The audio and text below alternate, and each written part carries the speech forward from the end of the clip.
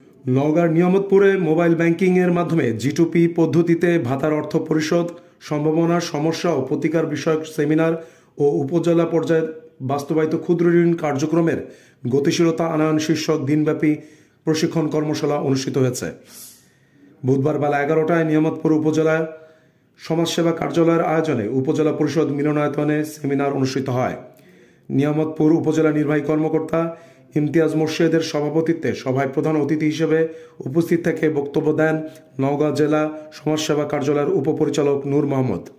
নিয়ামতপুর উপজেলার সমাজসেবা অফিসার সাদিকুর রহমানের সঞ্চালনায় সভায় বিশেষ অতিথি হিসেবে উপস্থিত ছিলেন নওগাঁ জেলা সমাজসেবা কার্যালয়ের সহকারী পরিচালক গৌসল আজম, নিয়ামতপুর থানা ওসি হাবিবুর রহমান, নিয়ামতপুর উপজেলা প্রেস ক্লাবের সাধারণ সম্পাদক জনি আহমেদ সহ অন্যান্যরা।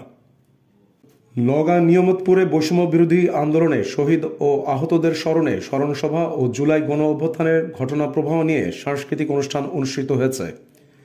বুধবার বেলা 11টায় নিয়ামতপুর সরকারি কলেজ প্রাঙ্গণে এই সভা অনুষ্ঠিত হয়। নিয়ামতপুর সরকারি কলেজের ভূগোল বিভাগের বিভাগীয় প্রধান ফয়সাল আলমের সঞ্চালনায় সভায় উপস্থিত ছিলেন সমাজ বিজ্ঞান বিভাগের বিভাগীয় প্রধান আমিনুল ইসলাম, রাষ্ট্রবিজ্ঞান বিভাগের বিভাগীয় প্রধান গোলাম মোস্তফা, সমাজ বিজ্ঞান বিভাগের সুজন আলী সহ শিক্ষক, শিক্ষার্থী ও অভিভাবক বৃন্দ। আলোচনা শেষে শহীদের স্মরণে দোয়া ও মোনাজাত অনুষ্ঠিত হয়। এরপর সাংস্কৃতিক অনুষ্ঠান ও কবিতা আবৃত্তি করেন শিক্ষার্থীরা। সমাজ বিজ্ঞান বিভাগের বিভাগীয় প্রধান আমিনুল ইসলাম বলেন, আমি নিজ উদ্যোগে কলেজে ম্যাগাজিন বের করেছিলাম। সেটা বিভিন্ন পত্রপত্রিকা ছাপা হয়েছিল, কিন্তু বিভিন্ন কারণে সেটা বন্ধ করতে হয়েছে। শিক্ষার্থীরা শুধু কলেজে বই পড়তে আসবে না, কলেজে হবে নানামুখী শিক্ষা ও সাহিত্য চর্চা অর্জনের জায়গা।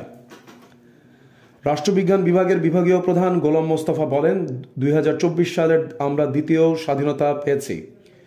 এখনকার শিক্ষার্থীরা স্মার্টফোন ব্যবহার করে, তারা আর বোকার রাজ্যে বাস করে না। আমরা দেখেছি আগেও শিক্ষার্থীদের আন্দোলনে স্বৈরাচার সরকারের পতন হয়েছে। শিক্ষার্থীরা ভবিষ্যতে রাষ্ট্রের হাল ধরতে পারে। News desk, DCN Bangla TV.